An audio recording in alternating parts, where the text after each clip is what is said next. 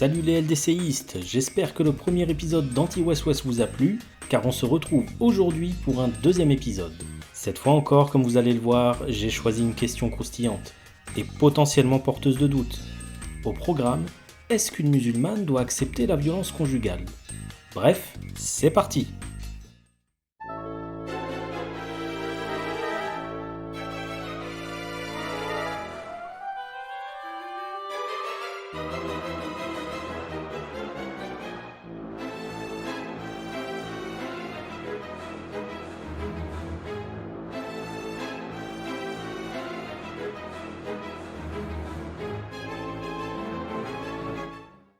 Lors du premier épisode, on avait vu ensemble que l'on pouvait montrer que les récits qui parlent de lapidation ne sont pas des récits historiques, mais des fictions littéraires qui avaient pour fonction d'affirmer la suprématie de la communauté musulmane sur les deux autres communautés monothéistes. En d'autres termes, le registre de ces récits était celui du storytelling symbolique et non du factuel. Ce petit exercice permet à mon sens de montrer à quel point les outils des religiologues peuvent mettre KO des mythes juridiques beaucoup plus efficacement que des enfantillages à base de moratoires. Mais la religiologie étant une science, elle ne pourra pas non plus aller contre l'évidence. Et c'est pour cette raison que le verset 34 de la sourate 4 est un vrai défi, y compris pour les religiologues. الرجال قوامون على النساء بما فضل الله بعضهم على بعض وبما أنفقوا من أموالهم فالصالحات قانتات حافظات للغيب بما حفظ الله واللاتي تخافون نشوزهن فعظوهن واهجروهن في المضاجع واضربوهن فإن أطعنكم فلا تبغوا عليهن سبيلا إن الله كان عليا كبيرا. Alors je sais qu'il existe des tentatives de traduire idribuhunna par autre chose que frappez-les. Mais ces tentatives ne tiennent que très moyennement la route. À titre personnel, j'ai épluché les tafsirs les plus connus et aucun ne retient un autre sens, ce qui affaiblit grandement la possibilité que cet autre sens existe et soit valide. D'ailleurs, d'autres islamologues musulmans, comme le professeur Jonathan A.C. Brown, établissent le même constat. And there, you may come across some people who try and argue that the word daraba here in this verse doesn't mean to strike.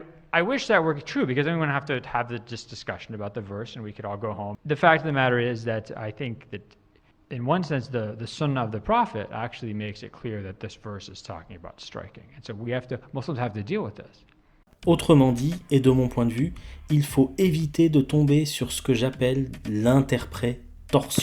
C'est-à-dire tellement interpréter un terme ou un texte qu'on finit par tordre complètement le sens. C'est un petit peu comme si en français, je prenais le verbe dévaster et je commençais à dire dé, c'est un intensif, comme dans démontrer. Vaster, ça ressemble à vaste. Peut-être que dévaster, en fait, ça veut dire rendre plus vaste. Évidemment que non. On ne passera pas non plus beaucoup de temps sur les explications à la mort moelle-neu à base de coups de siwak et autres balivernes. بعض العلماء يضربها بمسواك. تخيل أنا معي مسواك. يعني واحد مثلا زعلت زوجته ما هي فاهمة مثلا ضربها بمسواك ونحوه. On signalera par contre l'existence d'autres versets, comme par exemple le verset 21 de la sourate 30.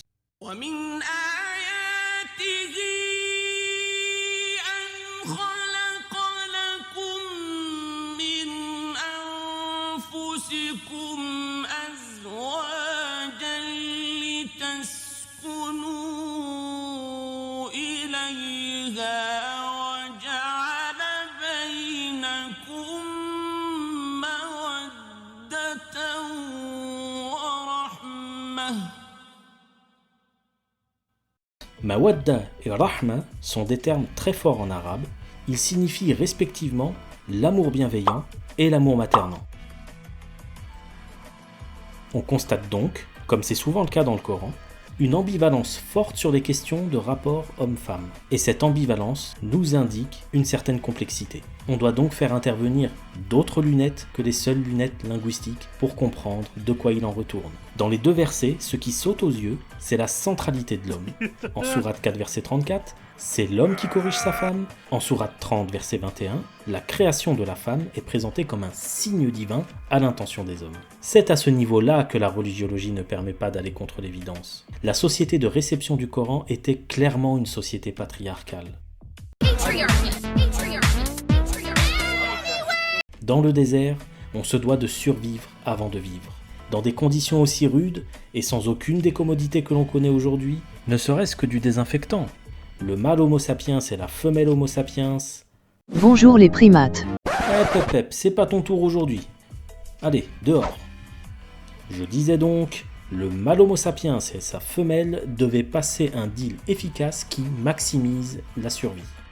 Pour aller très vite, le mâle garantissait la subsistance et la protection physique de la femelle, notamment pour garantir la survie de la progéniture. Autrement dit, il acceptait de clamser à la place de sa femme. En échange, la femelle lui garantissait la paternité de sa progéniture et donc une certaine obéissance.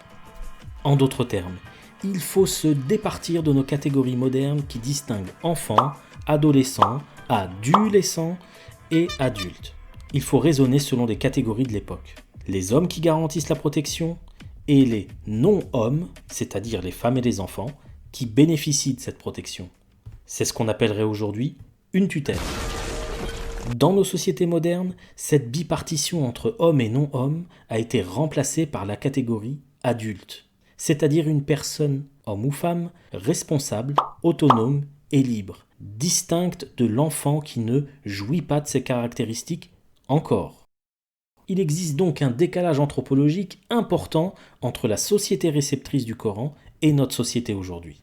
Toute la question devient celle de déterminer si l'islam est condamné à se limiter au modèle patriarcal dans lequel il est né, ou si d'autres perspectives existent. À dire vrai, la tradition islamique regorge de provisions qui permettent aux musulmanes de se sentir musulmanes sans avoir à accepter le patriarcat. Des exemples comme celui de la riche commerçante Khadija, première à avoir adhéré au message de Muhammad avant tous les autres hommes.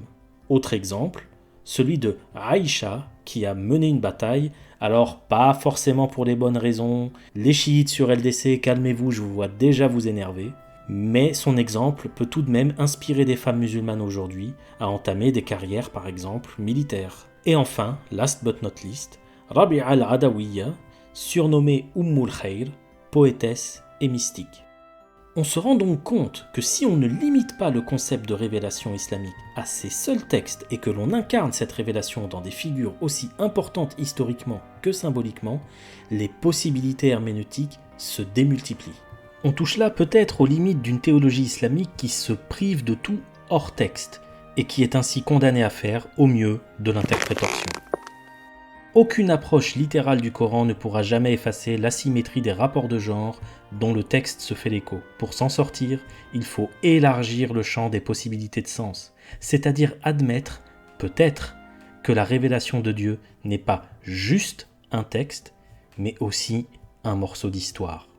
Mais ça, c'est aux théologiens et imams d'explorer cette piste, pas aux religiologues. Ouais, parce qu'on va pas faire tout le boulot à leur place non plus, hein. Ceci ne signifie pas que le texte doit être abandonné. Je dirais même qu'il doit rester central, car il est le point d'impact de la révélation avec une société humaine première. Le tout est de ne pas confondre le point d'impact avec l'impact lui-même.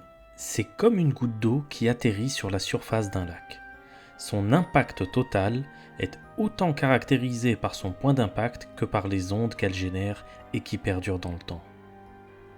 Les ondes générées par les exemples des grandes femmes de l'histoire de l'islam font autant partie de la révélation que le texte. Et c'est bien elles qui peuvent servir de modèle à des jeunes musulmanes qui se cherchent. En somme, il faut respecter autant la révélation vivante que la révélation écrite. Ceci revient à accompagner la lecture des textes d'une philosophie de l'histoire qui doit indiquer où et comment se diriger vers le futur. Tout ceci afin que l'avenir de nos filles ne soit pas les coups de siwak d'un mari, mais des vies brillantes dans lesquelles elles deviennent ce qu'elles sont. Voilà, c'est tout pour ce deuxième épisode. Je vous remercie encore une fois pour votre attention et je vous donne rendez-vous très prochainement pour un nouveau démontage en 4 du West-West. À très vite.